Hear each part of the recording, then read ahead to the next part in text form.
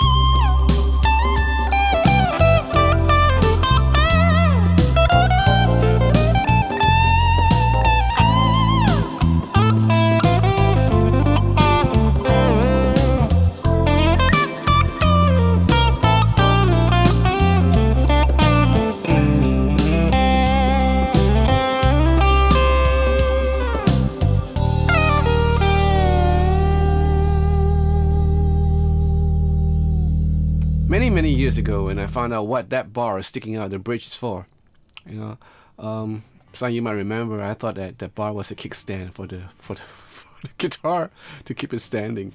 In any case, when I first got my hand on the tremolo equipped guitar, I was like, I didn't know what was going on. I have this bar sticking out, and when I depress it, I can get this sound. And that's all. And I didn't know about any other tricks. I was just a newbie.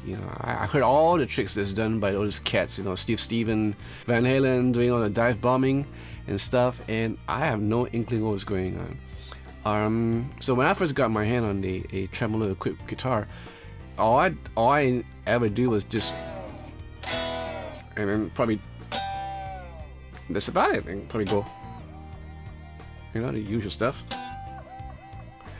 But after a while, it gets kind of mundane, and back then, the guitars that I had wasn't, the bridge wasn't floating. It was like flush to the body, and probably just a little bit of a float, so you can get a bit tremolo effect, and that's about it.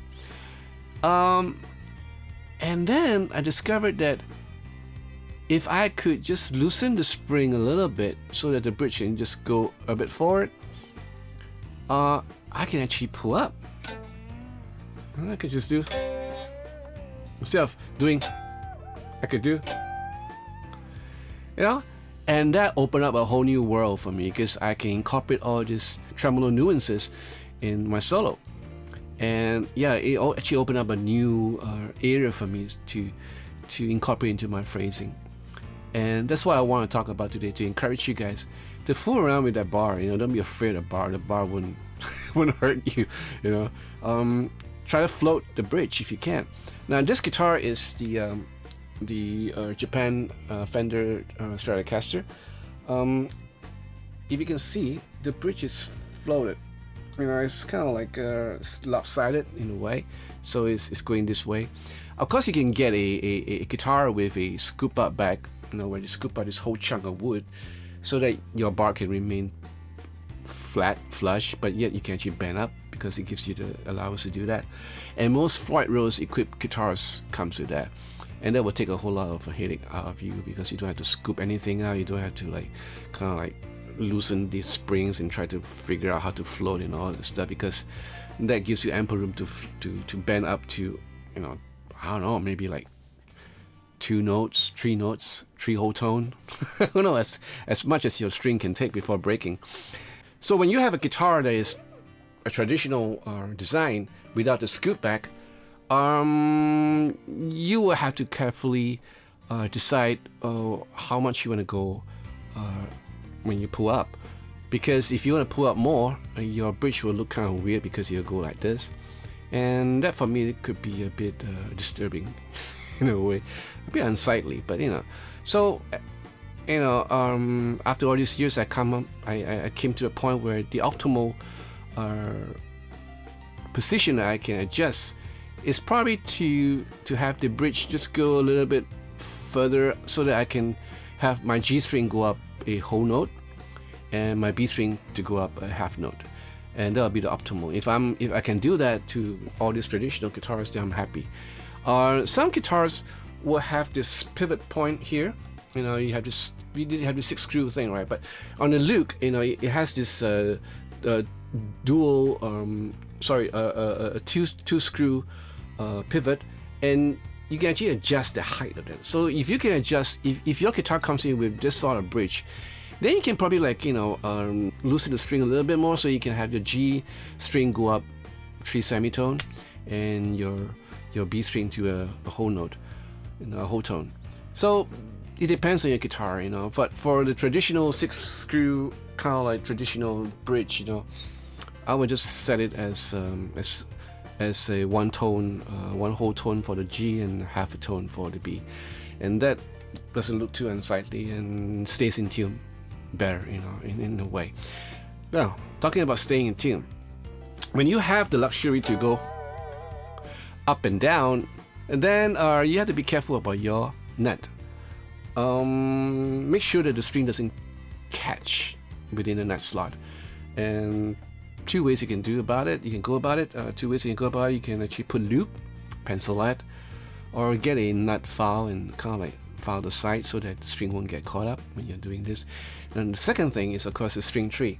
Half the time, the guitar doesn't stay in tune when you're playing with your tremolo arm, is because the string tree, you know, and sometimes, you know, you get rusty string trees. Those are made of metal, and you get caught up, and the string get caught up, or your string might be rusty, so in which case you have to change the string.